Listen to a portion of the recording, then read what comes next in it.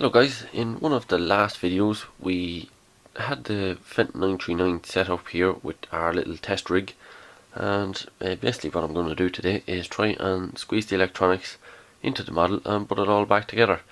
We're not going to go with the front link servo, but everything else we should be able to fit in. So it'll be this board going into it and this little board, and I'll try and get the resistors in here in somewhere in the model, which might be easier said than done.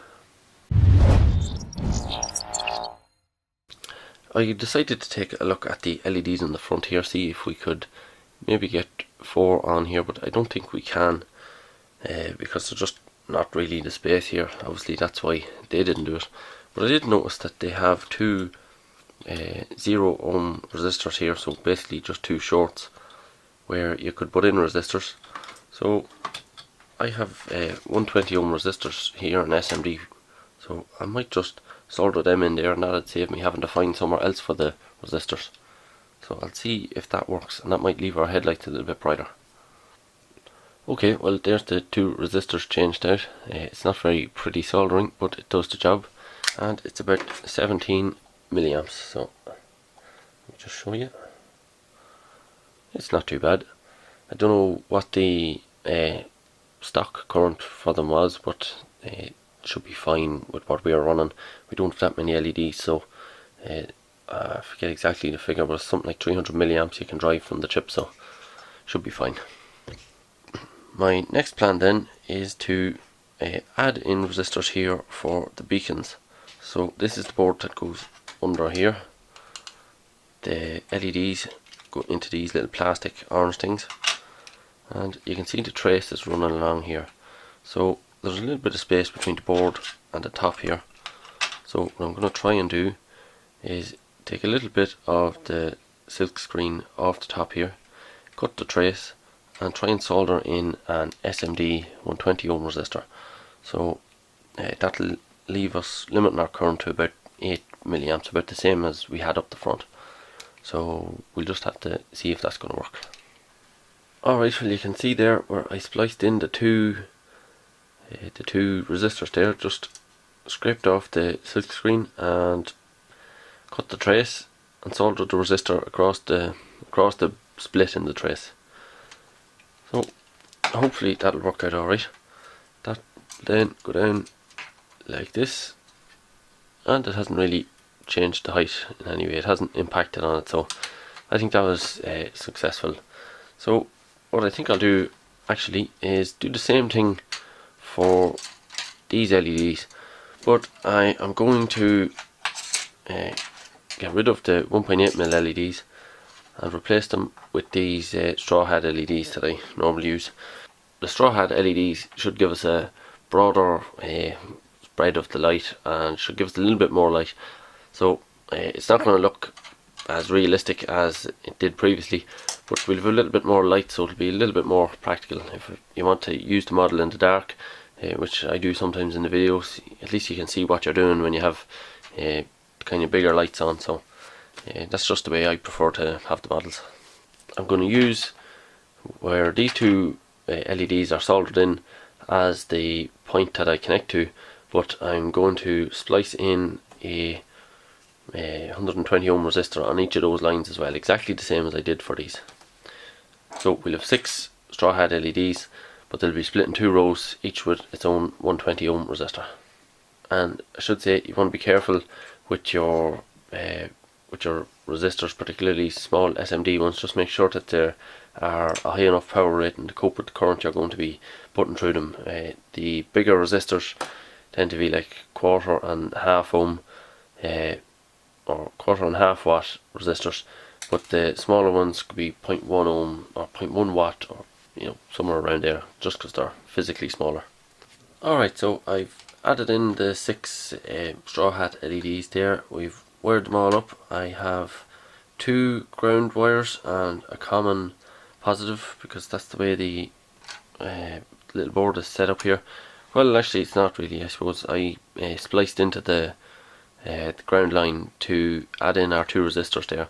So once I solder these 3 wires onto the PCB here and close it all up, we'll have no need to add any extra resistors to any of the LEDs in the cab. They'll all be there, which leaves things a little bit easier for us when we try to fit everything into the model. So I'll throw all this back together and we'll just see what the lights look like.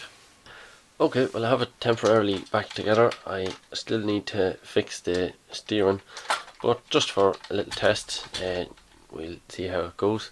Have my trailer here, the baler, so let's hook that up. If everything's connected, it should be basically exactly the same as what we seen when we had it in the kind of test rig, so hopefully we'll not be getting any surprises here. So our beacons are obviously working, our steering is working,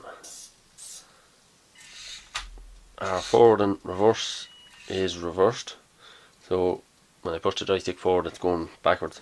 That's not a big problem, that's easy enough to fix. So let's see our loader. Limits still seem okay on the loader.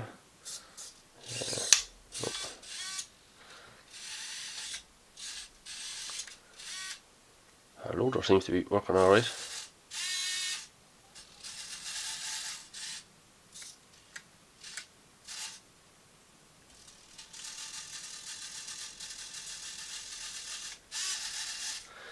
Right, so that's working alright.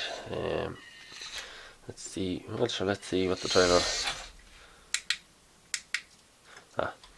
Help if I turn the trailer on.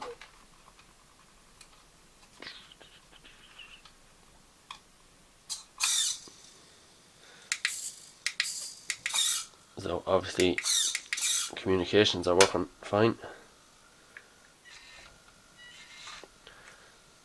Let's see our indicators. Right indicator is fine. Left indicator is fine. Funnily, there's like a little glint of red on this light. I'm not sure if you can see that. Don't really see anything on this one, which is a little bit weird. I don't see anything on the indicators. Oh, actually, that indicator, yeah, on both these lights, there's a little bit of light for some reason. And on the work lights. That's a bit weird.